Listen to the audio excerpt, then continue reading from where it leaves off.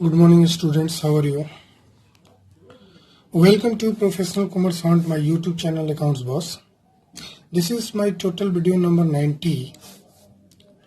Chapter आपको पढ़ा रहा हूँ मैं change in profit sharing ratio, जिसका लेक्चर नंबर 19 आज हम आपके साथ डिस्कस करने वाले हैं। और आज का टॉपिक होगा बच्चे, when reserves, accumulated profits and losses are not to be transferred to partners capital account। मैंने आपको पहले ही बताया था कि जो चैप्टर हम लोग change in profit sharing ratio पढ़ रहे हैं तो उसमें हर एक चीज़ों का दो केसेस पढ़ने हैं।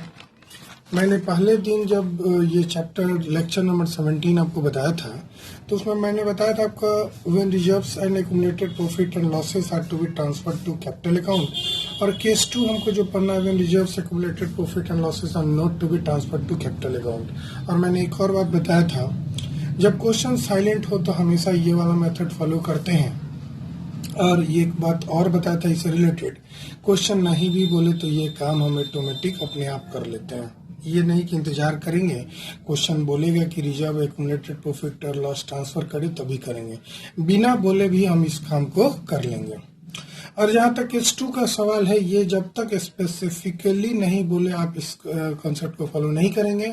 और आज हम केस 2 ही आपके साथ शेयर करने वाले हैं। ठीक है बच्चे, क्लियर है? तो केस 2 को हम बताने जा रहे हैं क्या क्या नामों से बोला जाता है। सबसे पहले तो when reserves accumulated profit and losses are not to be transferred to capital account, एक नाम ये हो गया इसका। दूसरा, इसी को बोला जाता है adjustment of reserves accumulated profit and losses through partners capital account.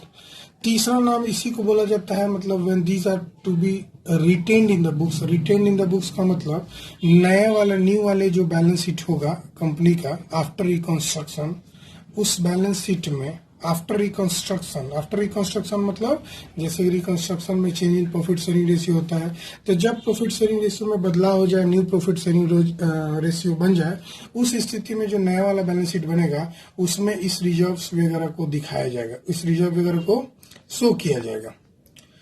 पहला वाला केस था जब शो नहीं किया जाएगा उस रिजर्व को खत्म कर दिया जाएगा, और दूसरा वाला केस है जब रिजर्व को शो किया जाएगा।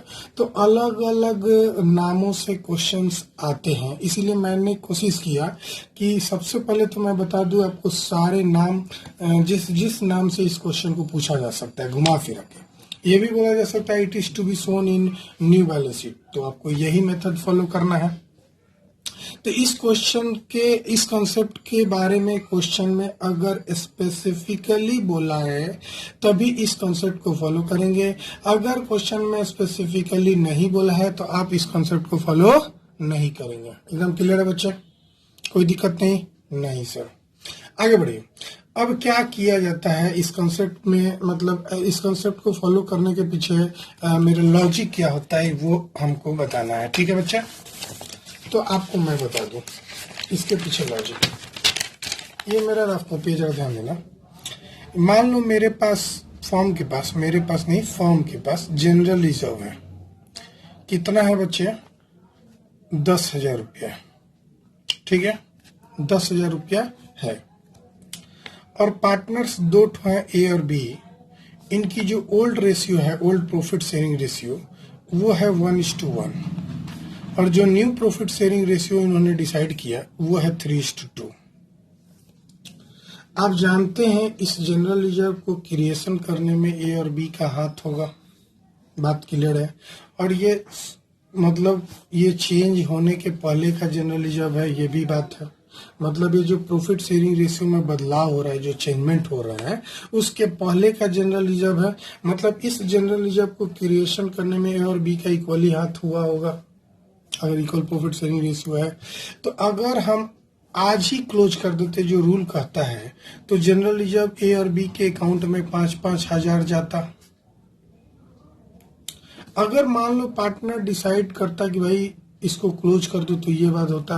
अगर पार्टनर डिसाइड नहीं किया कि भाई क्लोज नहीं करना है, तो आज के डेट में इनकी रेशियो बाद में आज न कल डिस्ट्रीब्यूट होगी। तो फ्यूचर में अगर हम इसको रेशियो में डिवाइड करें 10,000 को 3:2 में, तो हमको लगता है 6,000 और 4,000 के करीब आएगा। तो आप गौर कर रहे होंगे मिस्टर ए जो है, पार्टनर नंबर ए जो है, उसको भविष्य में 1000 ज्यादा जर्नलिज्म मिल रहा है और बी को भविष्य में 1000 कम रिजर्व मिल रहा है। तो क्या कोई पार्टनर तैयार होगा कि भाई हम इस रिजर्व को क्रिएशन करने में, हम लोग का ये पहले का रिजर्व है, प्रॉफिट शेयरिंग रेशियो का पहले का रिजर्व है और भविष्य में हम लोग का प्रॉफिट शेयरिंग रेशियो में बदलाव हो रहा है, तो अगर हम आज भी बांट ले, ऐसे तो आज ही बांट लेना सही है, सारे पुराने चीजों को खत्म कर दो, नए सिरे से काम होगा, नया एक डीड बनेगा, नए सिरे से सब चीज का क्रिएशन होगा, वो एक अच्छी बात है। अगर पार्टनर डिसाइड किया कि नहीं भाई हम पुरानी चीज को कंटिन्यू करेंगे, वैसी स्थिति में जरा लोचा हो जाता है। क्या लोचा हो जाता है? अगर इस जनरल रिजर्व को नहीं बांटता है तो उनको तो अब भविष्य में अगर बांटेंगे जब कभी, तो वो 6000 4000 उनको मिलेगा, ए को 6000 मिलेगा और बी को 4000 मिलेगा।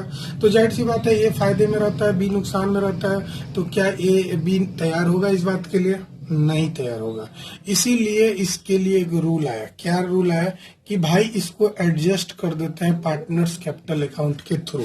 इसीलिए इसका नाम पड़ गया बच्चे, यहाँ देखो, adjustment of reserves accumulated profit and losses through partners capital account या करेंट अकाउंट, जो भी होगा।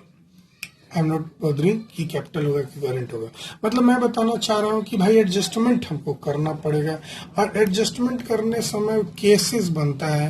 अगर केस 1 हुआ, केस 1 बोले तो हुआ कि पॉजिटिव इफेक्ट रहे, पॉजिटिव इफेक्ट रहे। अब पॉजिटिव इफेक्ट का मतलब हमने जो जनरल रिजर्व वगैरह को जोड़े हैं, मतलब नेट प्रॉफिट का केस रहे। तो जब नेट प्रॉफिट का केस रहे ना बच्चे, तो इसका एंट्री हम कर लेंगे गेनिंग पार्टनर्स, हमेशा ये एंट्री करेंगे, याद रखिएगा। गेनिंग पार्टनर्स बाबू ये हर जगह करेंगे, घबराने की जरूरत नहीं है। एडमिशन रिटायरमेंट में भी टू सेक्रीफाइसिंग पार्टनर, पार्टनर पहला केस। और 21 रेशियो में भाई गेनिंग रेशियो और सेक्रीफाइसिंग रेशियो में। अगर मान लेते हैं कि पार्टनर डिसाइड किया, सॉरी पार्टनर कर रहे हैं, ये निगेटिव इफेक्ट रहता क्वेश्चन में, क्या होता बाबू? निगेटिव इफेक्ट होता, मतलब नेट लॉस वाला क्वेश्चन होता। तो नेट लॉस वाला क्वेश्चन होता तो ये रिवर्स हो जाता, तो इसकी एंट्री हो जाती बाबू सेक्रीफाइसिंग पार्टनर्स कैपिटल अकाउंट। भाई कैपिटल की जगह पे करंट हो सकता है, ये तो बताने की जरूरत नहीं है, मैं फिर भी बता रहा हूँ, फिक्स और फ्लक्चुएटिंग का झंझट हो जाएगा बच्चा। To gaining partners capital account, to gaining partners capital account. Clear है बाबू? क्लियर है? अब यहाँ पे सेक्रीफाइसिंग रेशियो हो गया और यहाँ पे गेनिंग रेशियो से मल्टीप्लाई कर देंगे। ये तो हो गया कॉन्सेप्ट। भाई क्या होता है सर, इससे रिलेटेड कुछ क्वेश्चंस बता दीजिए। जरूर हम इसके रिलेटेड हम आपको क्वेश्चन बताएंगे। मैं तो आपको बस ये बता रहा था कि जब पार्टनर डिसाइड करता है कि रिजर्व को क्लोज नहीं करे, भविष्य में इसको रिटेन करे, बुक्स ऑफ अकाउंट में दिखाए, तो हमको भाई एडजस्टमेंट करना होगा gaining partner to sacrificing partner करके, ताकि वो किसी को भविष्य में नुकसान या लॉस ना हो। अभी उसका काम खत्म कर दें, नुकसान और लॉस से बचने के लिए ये एंट्री किया जाता है। तो ऐसा क्वेश्चन 1 नंबर में घुमा फिरा के केस स्टडीज में आ सकता है। तो आप लिख दीजिएगा, because at present the partners are entitled to share such reserves profit and losses in old profit ratio, whereas in future they will share these reserves and profit and losses in new profit sharing ratio. अभी तो वो old ratio में share कर रहे हैं, भविष्य में वो न्यू रेशियो में शेयर करेंगे, इसीलिए हमको एडजस्टमेंट कर देना पड़ता है। बच्चे मैं आपको थियोरेटिकली डेप्थ में क्वेश्चन कॉन्सेप्ट करा रहा हूं, ताकि आपसे अगर केस बेस्ड क्वेश्चन पूछे, इस बार केस बेस्ड क्वेश्चन पूछने का सीबीएसई बोर्ड ने लाया है, ये नया कॉन्सेप्ट लाया है सीबीएसई बोर्ड ने। तो अगर ऐसा क्वेश्चन पूछ दिया वाई का आंसर, तो आपको देना पड़ेगा। इसीलिए हर बातों को मैं जो बात बताऊं उसे अपने दिमाग में बैठा लेने का जरूरत है। आइए हम इससे रिलेटेड क्वेश्चन बताते हैं बच्चे। 2 क्वेश्चन कराएंगे, एकदम आपका डेप्थ में क्वेश्चन कंप्लीट हो जाएगा कॉन्सेप्ट। सबसे पहले तो A, B and C are partners in a firm sharing profits in the ratio of 3:3:2। A, B, C 3 partner हैं जिनकी प्रॉफिट शेयरिंग रेशियो, मतलब ओल्ड प्रॉफिट शेयरिंग रेशियो 3:3:2 है। They decide to share profits equally with effect. WEF का मतलब होता है बच्चे, WEF का मतलब होता है with effect from with effect from. तो they decided to share future profit equally with effect from 1st April 2020. मतलब 1st अप्रैल 2020 से उन्होंने डिसाइड किया कि अपना प्रॉफिट बराबर बांटेंगे, मतलब new profit sharing ratio equally है. ऑन दैट डेट, मतलब ये इस डेट को जनरल रिजर्व पता चलता है कि क्रेडिट बैलेंस में 72,000 दिख रहा है, 72,000 दिख रहा है रिजर्व. तो क्या करेंगे? केस क्वेश्चन नंबर 1 करता है कि पार्टनर डिसाइड करता है कि इसको पार्टनर्स कैपिटल अकाउंट में ट्रांसफर कर दे, मतलब इस जनरल रिजर्व को क्लोज कर दे, इसका मतलब इस जनरल रिजर्व को क्लोज कर दे. दूसरा क्वेश्चन है when partner decided not to transfer it to partners capital account, इसका मतलब होता है इसको कंटिन्यू करे, मतलब क्लोज नहीं करे, इसको कंटिन्यू करे मतलब नया वाला बैलेंस शीट में दिखाए. तो एक ही क्वेश्चन को मैं दोनों ही मेथड से बता दे रहा हूं ताकि आपका कॉन्सेप्ट और अच्छा से क्लियर हो जाए. तो आपने क्वेश्चन में पढ़ा था कि भाई ओल्ड रेशियो 3:3:2 था, न्यू रेशियो इक्वली था और जनरल रिजर्व 72,000 था. इन तीन चीजों की जरूरत आपको पड़ेगी. तो आइए बाबू मेरे साथ जरा क्वेश्चंस बनाया जाए, जरा ध्यान से एकदम बनाया जाए, कोई मिस्टेक आप नहीं करेंगे. सबसे पहले तो हम क्वेश्चन नंबर 1 का केस 1 बताते हैं. क्वेश्चन नंबर 1 का केस 1 बताते हैं, ठीक है. 1 बताने से पहले हमको कुछ वर्किंग नोट करना पड़ेगा. क्या वर्किंग नोट करना पड़ेगा आपको बता दो. सबसे पहले वर्किंग नोट आपको बाबू करना पड़ेगा calculation of gaining public sacrificing ratio. कर लो क्योंकि इसकी जरूरत तो पड़ेगा रेशियो, ठीक है. क्लियर है ना? क्लियर है.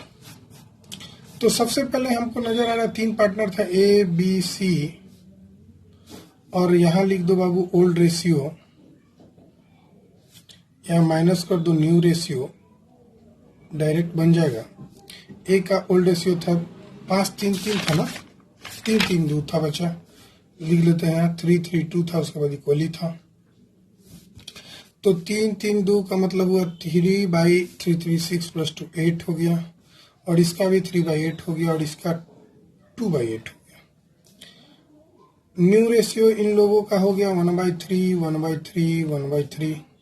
जरा इनको सब्ट्रैक्ट कर देते हैं तो एलसीएम आ जाएगा 24, और 3 3 9 -8 हो जाएगा, और इसका भी एलसीएम 24, और 3 3 9 -8 हो जाएगा, और इसका एलसीएम भी 24, और 6 -8 हो जाएगा. ये बच्चे 1/8 हुआ, ये भी 1/24 हुआ, और ये निगेटिव 2/24 हुआ. भाई एक बात तो याद रखना, पॉजिटिव और निगेटिव जोड़ के बराबर आएगा. देख लो 1 1 2 और ये भी 2.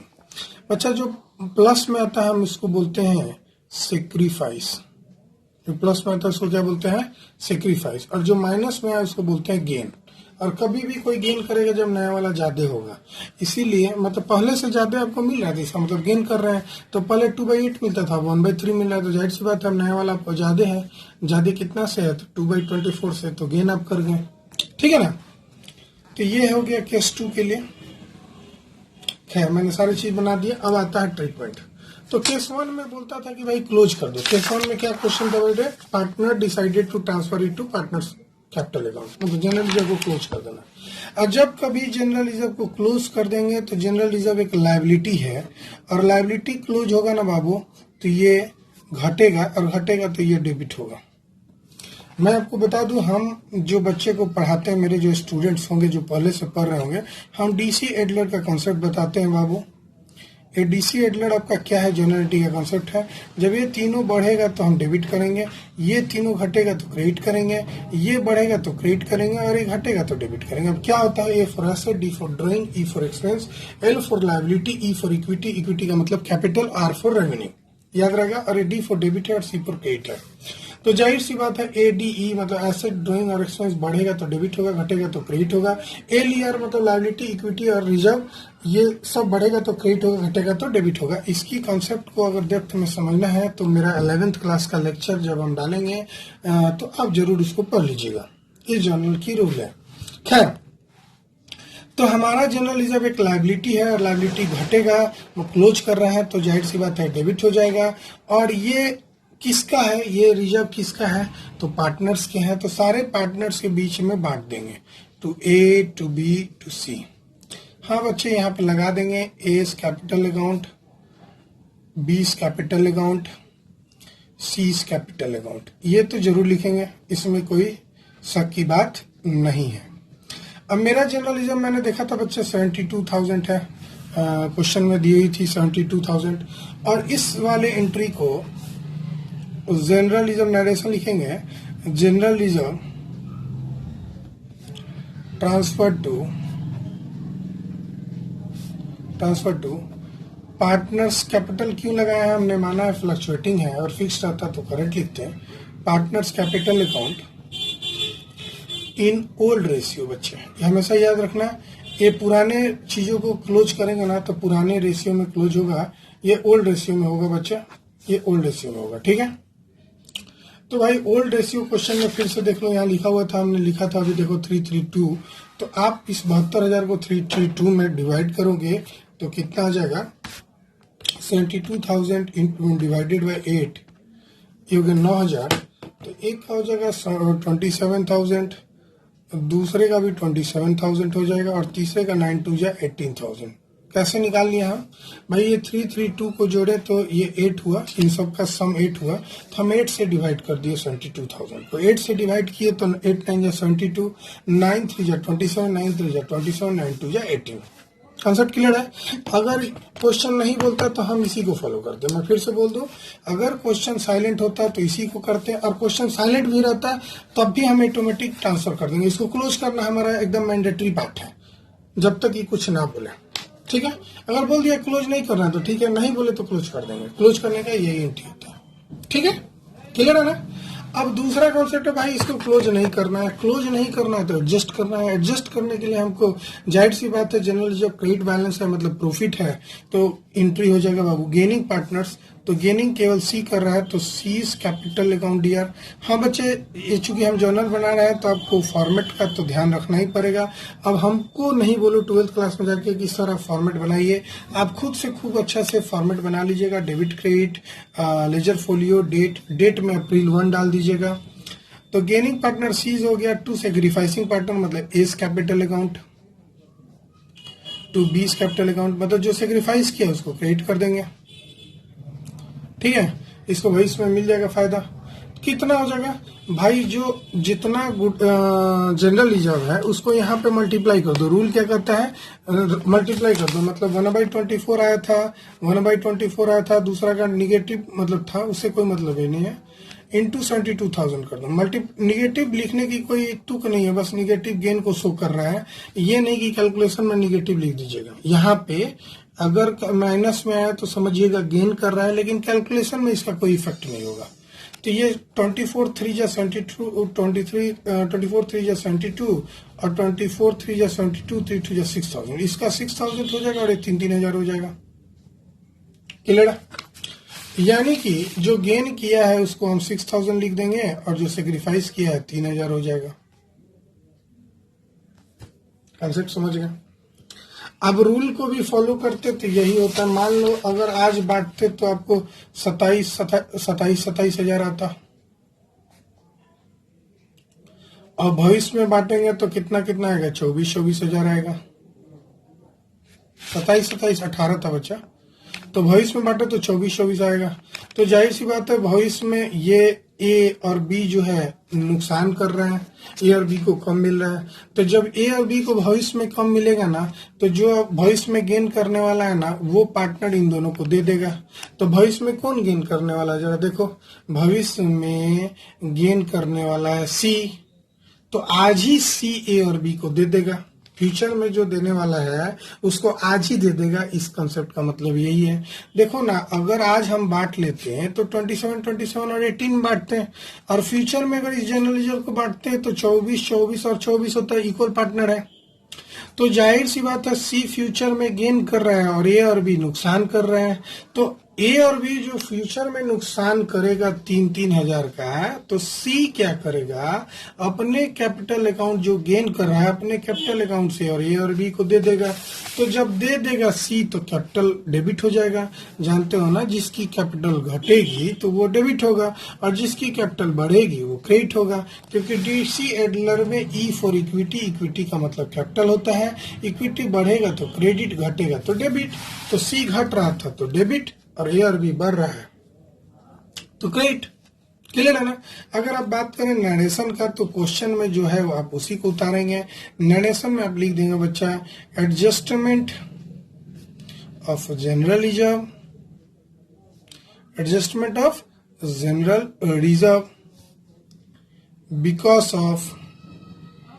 Of change in PSR.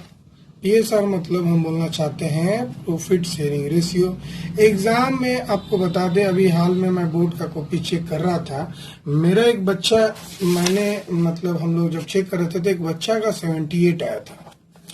उस बच्चे का आपको बता दूं नरेशन तक, फॉर्मेट तक जर्नल एंट्री का 100%, 80 में 78 आया था बच्चे। ठीक है, 79 आता, आधा नंबर मैंने जबरदस्ती, एक नंबर जबरदस्ती एक तरह से काटा गया, थोड़ा बहुत उसने मिस्टेक कर रखा था। लेकिन जब मैंने देखा उस कॉपी को तो उस बच्चे ने इतने अच्छे तरीके से क्वेश्चंस को बनाए थे कि उस बच्चे ने कोई जर्नल एंट्री का फॉर्मेट, कोई नरेशन तक उसने नहीं छोड़ा था। यहाँ तक कि उसकी राइटिंग भी शुरू से लास्ट तक एक जैसी थी। ऐसा नहीं कि शुरुआत में बहुत अच्छा और लास्ट में एकदम खराब। उसने एकदम बैलेंस बना के किया होगा।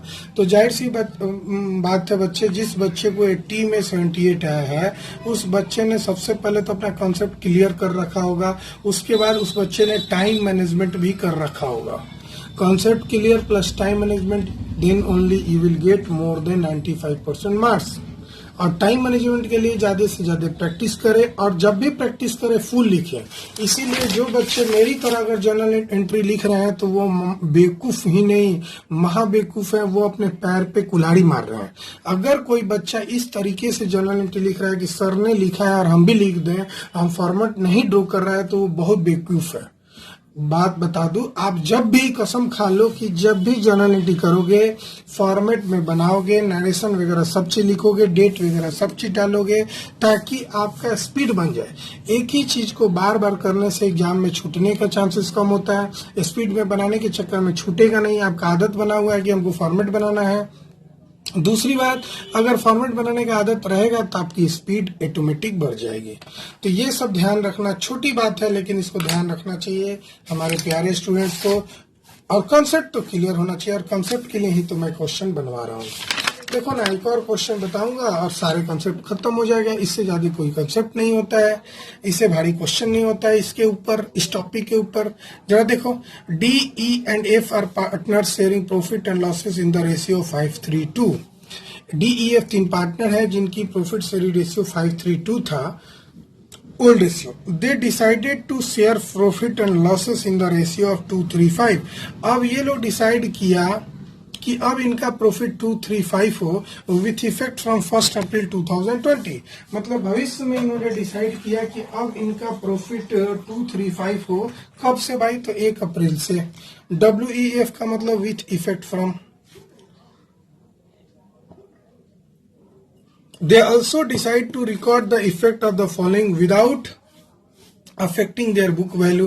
बुक वैल्यू को बिना अफेक्ट करे इनको रिकॉर्ड करना चाहा by passing an adjustment entry. ये लाइन पास करके तो आपको इजी कर दिया, लेकिन यहां तक भी ये लाइन रहता तो ये लाइन कंप्लीट था। इसका मतलब था they also decided to record the effect of the following without affecting their book value. बिना बुक वैल्यू को इफेक्ट किए बिना उनको रिकॉर्ड करना है। बुक वैल्यू को इफेक्ट करना मतलब उसको क्लोज कर देना। बुक वैल्यू को इफेक्ट नहीं करना मतलब 10,000 है तो 10,000 दिखाएंगे। जैसे 72,000 था तो हम लोग 72,000 ही दिखाएंगे, लेकिन अभी एडजस्टमेंट कर देंगे। ठीक है, ऑल्सो एक क्वेश्चन और डाल दिया, यहाँ हम नंबर 2 डाल दे रहे हैं बच्चे, याद रखिएगा। Also in case when these are transfer to partners capital account. मैंने एक ही क्वेश्चन में दोनों कॉन्सेप्ट सिखाने का कसम खा रखा है कि भाई मैं एक ही साथ दोनों सिखाऊंगा और कंपैरेटिव स्टडी आपको करा दूंगा। तो इस क्वेश्चन में पहला तो था कि भाई वो लोग डिसाइड किया कि बुक वैल्यू को मतलब दिखाएंगे, मतलब क्लोज नहीं करेंगे, मतलब एडजस्टमेंट एंट्री पास करेंगे, और दूसरा उनको क्लोज कर देना। इस क्वेश्चन में एक आइटम नहीं है बच्चे, इसीलिए इस क्वेश्चन में थोड़ा हम बताना चाहें। एक तो जनरल रिजर्व है, जनरल रिजर्व हमेशा क्रेडिट बैलेंस है, मतलब ये पॉजिटिव वर्ड होता है। कॉन्टिजेंसी रिजर्व इसके बारे में भी बताएंगे, ये भी पॉजिटिव हो गया बच्चे। प्रॉफिट एंड लॉस क्रेडिट, ये जाहिर सी बात है पॉजिटिव है। लेकिन एडवर्टीजमेंट सस्पेंस अकाउंट, जिसको हम लोग डेफर्ड रेवेन्यू एक्सपेंडिचर के नाम से जानते हैं, ये डेबिट बैलेंस लिखा हुआ है। मतलब ये तीनों एक जाति के हैं और ये अलग हो गया। ये तीनों क्रेडिट थे, ये तीनों लायबिलिटी में दिखता है और ये एसेट्स में दिखेगा। तो जाहिर सी बात है लायबिलिटी अलग हो गया, एसेट्स अलग हो गया। एसेट्स में एडवर्टीजमेंट सस्पेंस केवल अलग होगा। गुडविल रहता तो वो उसी के साथ ट्रीट होता। मैं ऐसा भी क्वेश्चन बताऊंगा, घबराने की जरूरत नहीं है। तो आपने कॉन्सेप्ट समझ लिया। सबसे पहले एडवर्टीजमेंट अलग है, तो सबसे पहले तो हम लोग इसको पहला वाला केस बनाएंगे जिसमें पार्टनर डिसाइड करता है कि सिर्फ एडजस्टमेंट एंट्री पास कर दे, सिर्फ एडजस्टमेंट एंट्री पास कर दे। तो जब कभी पार्टनर एडजस्टमेंट एंट्री पास करेगा, अब हम क्वेश्चन नंबर 2 का केस 2 बता रहे हैं बच्चे, केस 1 बता रहे हैं। जब पार्टनर डिसाइड किया कि हमको एडजस्टमेंट एंट्री पास करना है, वैसे स्थिति में आपको कौन कौन से स्टेप से गुजरना पड़ेगा मैं आपको बताते जाता हूं। स्टेप्स को ध्यान रखिएगा। सबसे पहले आपको ये इतने सारे फॉलोइंग आइटम्स थे, उनको नेट इफेक्ट निकालना होगा। तो आप हेडिंग दीजिएगा calculation of net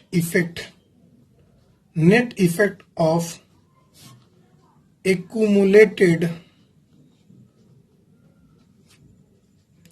profits, losses and reserve. भाई जाहिर सी बात है नेट इफेक्ट निकालने की जरूरत क्या है। नेट इफेक्ट में या तो पॉजिटिव आएगा या तो निगेटिव आएगा, दो आंसर आ सकता है, इसीलिए टोटल को पहले जोड़ लेते हैं। हाँ, इस क्वेश्चन में कॉन्टिजेंसी रिजर्व था, फ्यूचर में कोई कॉन्टिजेंट हो गया। कॉन्टिजेंट लायबिलिटी समझते हैं ना कि वो लायबिलिटी हो भी सकता है नहीं भी हो सकता है। मान लो आपके ऊपर कोई केस किया था और लायबिलिटी था, जब तक आप हारोगे नहीं वो आपका लायबिलिटी एक्चुअल में नहीं होगा। इस तरह की चीजों को कॉन्टिजेंट लायबिलिटी बोला जाता है। 11th में था, मैं स्पीड में बताया। खैर एक बात और बता दूं, तो कॉन्टिजेंट लायबिलिटी जो फ्यूचर में होने वाला है उससे बचने के लिए पहले से ही कंपनी वाला रिजर्व बना के रखता है, उसको कंटिजेंसी रिजर्व बोला जाता है। हाँ, सॉवरेन रिजर्व को नहीं बांटा जाता है, जैसे कि प्रोविडेंट फंड वगैरह जो होता है उसको बांटा नहीं जाता। मैं लिखवा दूंगा नोट में किस किस चीजों को बांटा नहीं जाता है। तो जनरल रिजर्व में क्या क्या आता है। तो खैर सबसे पहले तो हम इसका नेट इफेक्ट निकालने के लिए यहाँ लिख लें जनरल रिजर्व, और यहाँ पे रुपीस का साइन लगा दो।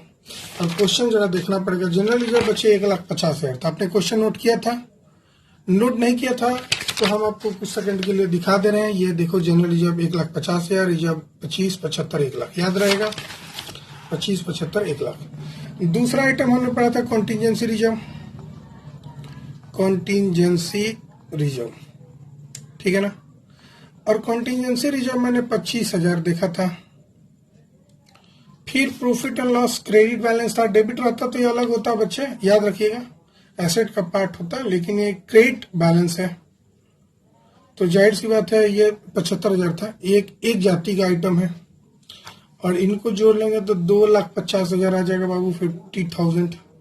अब इसमें से जो एसेट वाला आइटम, ये सारे लायबिलिटी वाले आइटम थे, इसमें से एसेट वाले आइटम घटा देंगे। एसेट वाले में सारे नहीं मैं बार बार बता रहा हूं, यही केवल deferred revenue expenditure, advertisement expense, सिर्फ डेफर्ड रेवेन्यू एक्सपेंडिचर।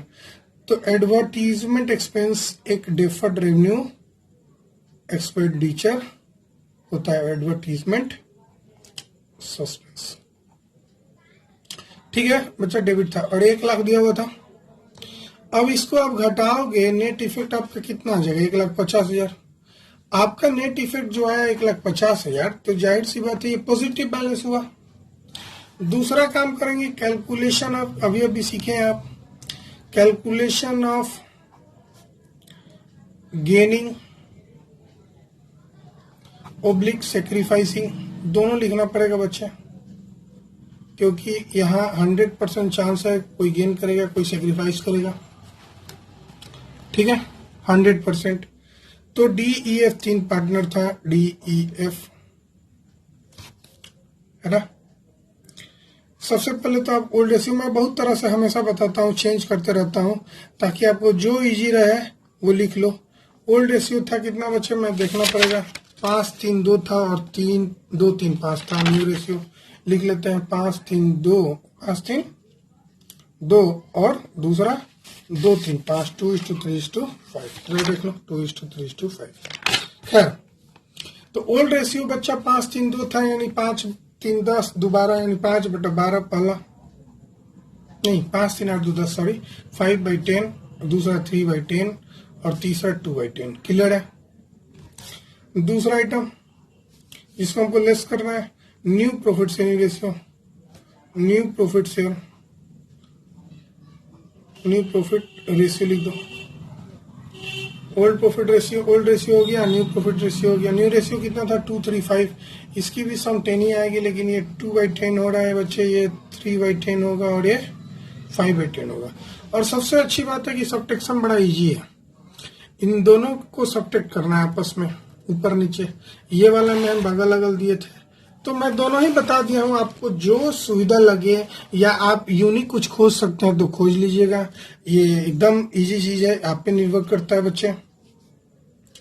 तीसरा काम हम लोग करते हैं सेक्रीफाइस या गेंड, सेक्रीफाइस या गेंड कैसे घटाएंगे, तो 5/10 माइनस 2/10। हाँ बच्चे, ये घटाया जाता है, कॉलम बनाया जाता है, यहाँ लो स्केल से बना लेना, हमारे पेज पे नहीं रहो। तो ये तो घट के 3/10 हो जाएगा, क्योंकि लाइक फ्रैक्शन वाला है। उसी तरह 3/10 बच्चे ये 0 हो गया। वाह, ये नील वाला क्वेश्चन है। हो सकता है कभी कभी कोई पार्टनर नील हो जाए, तो नील वाला क्वेश्चन आ गया, हम सोच भी रहे थे कि आपको बता दें।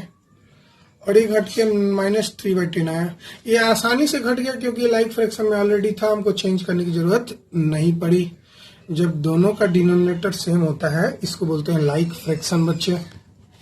तो एक बच्चा, एक पार्टनर नील हो गया, तो गेन कौन किया, तो जाहिर सी बात है जो निगेटिव वाला होता है उसको गेन बोलते हैं, जो पॉजिटिव वाला होता है उसको सेक्रीफाइस बोलते हैं। तो एंट्री क्या होगा, gaining partner to sacrificing partner, यानी F to D। क्लियर है ना जनरलिटी। पहला स्टेप में आपने नेट इफेक्ट निकाला, दूसरे स्टेप में आपने वर्किंग नोट में कैलकुलेशन और गेनिंग रेशियो निकाला। आप वर्किंग नोट में नहीं, आप ओरिजिनल भी दिखा सकते हैं। तीसरा काम क्या करेंगे बच्चे, जनरलिटी। और जनरलिटी के लिए आपको जनरल वाला टेबल बनाना पड़ेगा, मैं तो बस कर दे रहा हूं। F capital account DR, F capital account DR to D capital account. भाई E को कुछ नहीं होगा भविष्य में, फ्यूचर में, तो E को कुछ नहीं देंगे हम। जब किसी पार्टनर्स का वैल्यू नील आता है तो उस पार्टनर को हम कुछ नहीं देते हैं। अब क्या करना है बच्चे, बड़ा आसान है। आपका जो 1,50,000 है ना, इसमें मल्टीप्लाई कर दो, इसमें इंटू कर दो 1,50,000, यहां भी इंटू कर दो 1,50,000। तो मल्टीप्लाई करोगे तो 45,000 ऐसा करते हैं आएगा बच्चा। 15 या 45, 45,000। यहां भी लिख दो 45,000। और नरेशन अभी तो बताएं, क्वेश्चन का एडजस्टमेंट हुआ है, और यहाँ ढेर सारी चीजों का हुआ है, तो ढेर सारी चीजों का नाम अलग अलग नहीं लिखेंगे। एडजस्टमेंट मेड फॉर नेट लगा देंगे, नेट वर्ड लगा देंगे, net accumulated profits, losses and reserves. हो गया। अब ऐसा नहीं कि सबका नाम लिखने लगना, हो गया। अब इसके केस 2 बहुत इजी होता है, केस 2 ही बनाना है एग्जाम में अगर क्वेश्चन साइलेंट रहे तो। अब केस 2 बनाएंगे कैसे, हमको क्लोज कर देना होगा जितने भी रिजर्व हैं। तो हमने देखा कि एक जनरल रिजर्व था, अब जनरल रिजर्व क्लोज करेंगे तो डेबिट होगा। एकदम आपको याद होना चाहिए अब कि कोई भी लायबिलिटी क्लोज करेंगे तो क्रेडिट होगा। दूसरा था कॉन्टिजेंसी रिजर्व, दूसरा था कॉन्टिजेंसी रिजर्व, इसको भी क्लोज करेंगे डेबिट होगा। और तीसरा प्रॉफिट एंड लॉस का क्रेडिट बैलेंस था, profit and loss account DR credit balance था, और क्रेडिट बैलेंस को क्लोज करेंगे तो डेबिट होगा। 2 सारे पार्टनर्स के बीच में जाएगा।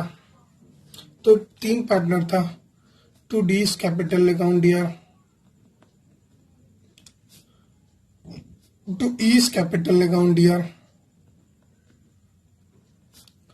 To F's capital account dear. ठीक है भाई, जनरल रिजर्व था, आपने शुरू में देखा था ना, 1,50,000 और ये 25,000 और नीचे वाला 75,000। अब हुआ 2 लाख। 2 लाख को ओल्ड रेशियो में करना है तो 5-3-2 रेशियो ओल्ड था। तो 2 लाख को अगर 20,000 होगा तो 20,500 यानी 1 लाख ये हो जाएगा और ये 60,000 हो जाएगा। 22 या 40,000 ये हो जाएगा। 2 लाख हो गया, काम खत्म। नरेशन क्या लिखेंगे भाई? नरेशन आपको जो याद होगा आप लिख देंगे। क्या आपको याद है बताओ? सारे आइटम्स आपने ट्रांसफर किया, क्या लिखेंगे? Transfer of reserves and accumulated, सिर्फ प्रॉफिट लिखेंगे बाबू। Accumulated profits to old partners in their old ratio, in their old profit sharing ratio। बाबू एक चीज इसमें और बचा हुआ था, लॉस वाला। चूंकि लॉस वाला कॉन्सेप्ट उल्टा होता है तो इसलिए अलग होगा। कभी भी लॉस को आप क्लोज करेंगे तो उल्टा होगा, यानी एडवर्टीजमेंट एक्सपेंस इस बार 2 में चला जाएगा। अब ऐसा नहीं कि जोश में आके इसको भी डेबिट कर देना, बिल्कुल नहीं। जितने भी सस्पेंस था, सस्पेंस लिख रहे हैं, तो जितने भी आइटम आप देखेंगे ना जिसको क्लोज करना है, तो एसेट्स वाला आइटम अगर क्लोज करेंगे ना तो वो क्रेडिट होगा। तो कितना पार्टनर था? D's capital account dear. भाई ये लॉस भी जब प्रॉफिट पार्टनर्स बांटेगा तो लॉस भी कौन बांटेगा? पार्टनर्स। और किस रेशियो में बांटेगा? ओल्ड रेशियो में। क्वेश्चन नहीं बोले तो यही सब फॉलो किया जाता है। DEF था ना? हाँ, क्वेश्चन नहीं भी बोले तो बच्चे यही चीज फॉलो किया जाता है। भाई 1 लाख था और 1 लाख का बांटना बहुत आसान है। 50,000, 30,000, 20,000 आ जाएगा। कैसे सर? अरे भाई 1 लाख को 10 से डिवाइड किया, 10,000, 10×5 = 50, 10×3 = 30, 10×2 = 20 हो गया ना। नेडेशन क्या लिखेंगे भाई? लॉस है ना, तो लिख दो transfer of balance of advertisement suspense account to old partners capital account in their, रट लो एकदम, old profit sharing ratio.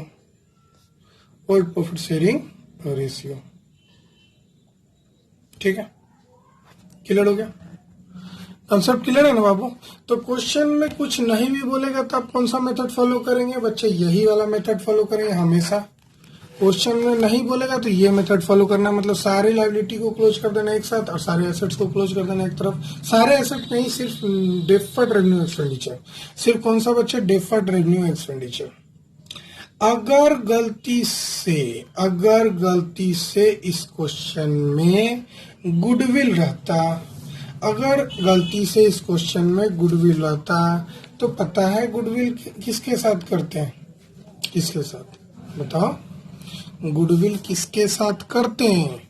Close करने के लिए तो ये एंट्री होता, लेकिन अगर गेनिंग टू सेक्रीफाइसिंग करने वाला है तो इसी में जोड़ लेते, यही एंट्री में होता। तो हम ऐसा भी क्वेश्चन आपको बताएंगे जहां आपको मिल जाएगा गुडविल वाली बात। ठीक है बच्चा, तब तक के लिए बाय। हम फिर मिलते हैं आपको नेक्स्ट लेक्चर में, जिसमें हम आपको revaluation of assets and liabilities का क्वेश्चंस कराने वाले हैं। और बच्चे आप प्लीज मेरे साथ जुड़े रहें, एक एक चीज को मेरा देखें, कुछ छोड़े नहीं, आपको परेशानी हो जाएगा अगर कुछ आपसे छूट गया तो। मतलब हर चीज को आपको सीखना जरूरी है, कोई चीज को छोड़ना नहीं है। अच्छा, आप चाहते हैं कि क्वेश्चन गुडविल वाला मैं बता दूं तो जरा नोट करो, मैं जल्दी से बता दे रहा हूँ। गुडविल वाला क्वेश्चन भी बता दे रहा हूँ। हम बाय बाय नहीं कर रहे हैं बच्चे, वेट करो, इंतजार करो। लो क्वेश्चन नंबर 3 आज करवा दे रहा हूँ। मैं शॉर्टकट क्वेश्चन लिख रहा हूँ। ए बी सी 3 पार्टनर था जिनकी प्रॉफिट शेयरिंग रेशियो था, चलो डी भी ले लो, 4 पार्टनर था जिनकी प्रॉफिट शेयरिंग रेशियो 2:1:1 था। ये ओल्ड रेशियो था। शॉर्ट में चलेगा ना बाबू क्वेश्चन? हाँ सर चलेगा। तो ठीक है बच्चा, न्यू रेशियो बच्चे क्या था?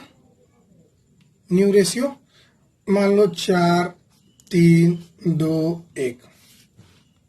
ठीक है, ठीक है। आगे से फॉर दिस पर्पज जो चेंजमेंट हुआ, मतलब क्वेश्चन पढ़ दे रहे हैं। A B C D are partner sharing profit and loss in the ratio of 2:2:1:1। From 1 April 2020 they decided to share profit in the ratio of 4:3:1। And for this purpose आगे से लिख देना question. For this purpose goodwill of the firm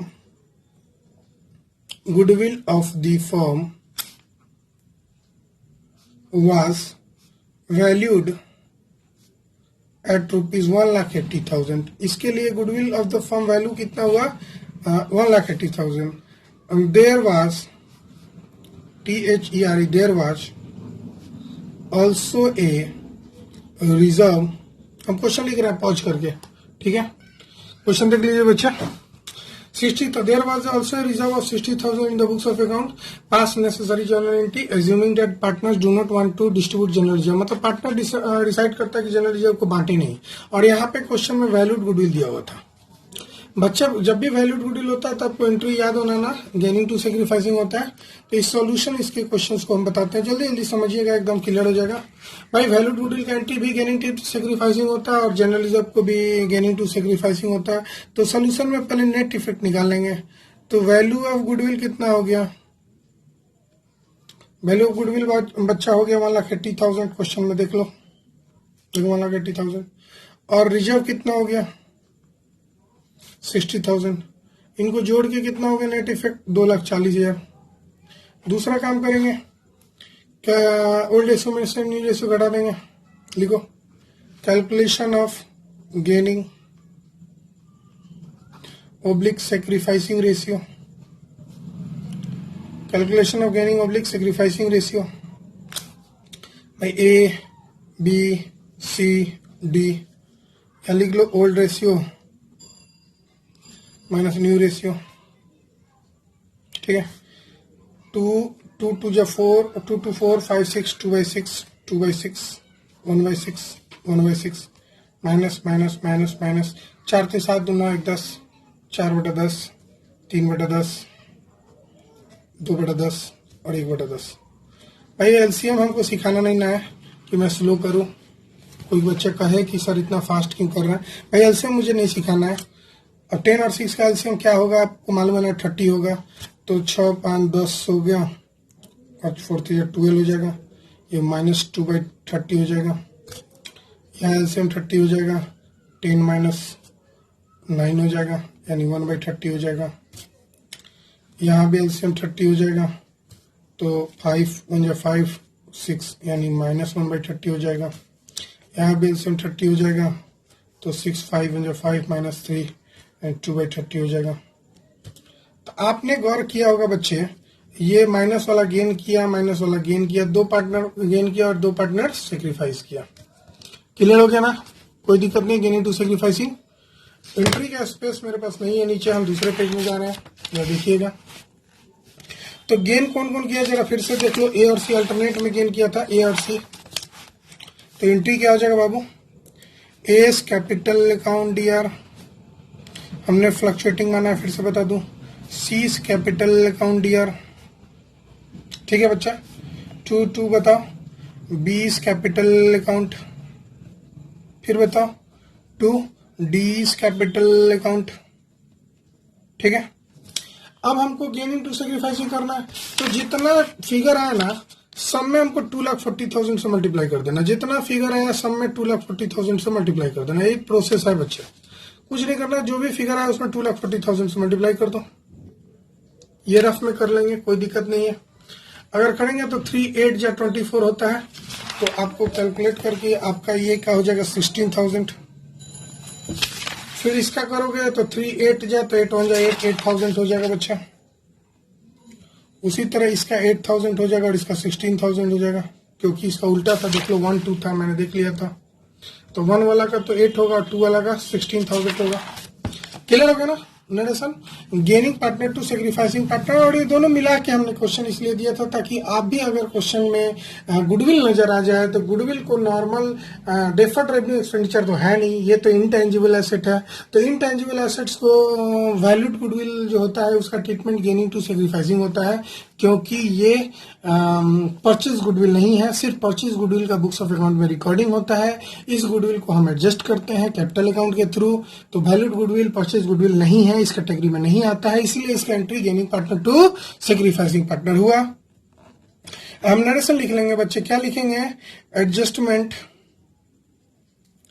adjustment for goodwill and reserve, दोनों लिख लो। Adjustment for goodwill and reserve on change in PSR. PSR का मतलब क्या होता है? Profit sharing ratio. ठीक है, तो आशा करते हैं आप समझ गए। अब जाके मेरा ये टॉपिक एकदम क्लियर हो गया। आशा करते हैं आपके एग्जाम में अगर क्वेश्चन आएंगे तो आप ऐसे ही बनाएंगे। कैसे बनाएंगे? तो भाई गुडविल जो वैल्यूड गुडविल है वो परचेज गुडविल नहीं होता है। जो परचेज गुडविल है वही बैलेंस शीट के एसेट साइड में दिखता है, तो उसका कंसेप्ट अलग है। वैल्यूड गुडविल का अलग कंसेप्ट है। वैल्यूड गुडविल का कंसेप्ट हम स्टार्टिंग में बताए थे, याद रखिएगा। इसकी एंट्री हमेशा gaining partner to sacrificing partner होता है। और जनरल को अगर क्लोज नहीं करेंगे जनरल रिजर्व का, उसकी भी entry gaining partner to sacrificing होता है। तब गुडविल का, वैल्यूड गुडविल का भी एंट्री होता है गेनिंग टू सेक्रीफाइसिंग। और जो भी जनरल रिजर्व है, मतलब कोई भी रिजर्व है, उसको अगर क्लोज नहीं करें तो उसका भी एंट्री गेनिंग टू सेक्रीफाइसिंग होता है। तो दो एंट्री अलग अलग पास करने से अच्छा है कि दोनों को जोड़ के एक साथ कर लो। तो इस कॉन्सेप्ट में यही हुआ है कि दोनों को जोड़ दिया गया है, और दोनों को जोड़ के मेरा आया था 2,40,000, और 2,40,000 को हम इस गेनिंग टू सेक्रीफाइसिंग जो निकाला है उसमें हमने एंट्री पास कर दिया है। अब जाके मेरा लेक्चर खत्म हुआ। तो आज इतना ही बच्चे, हम लोग मिलते हैं नेक्स्ट लेक्चर में। तब तक के लिए बाय। प्लीज मेरे साथ बने रहे ताकि हम एक एक छोटा छोटा चीज आपको बताएं, आपकी कोई चीज छूटे नहीं। बाय बाय बच्चे।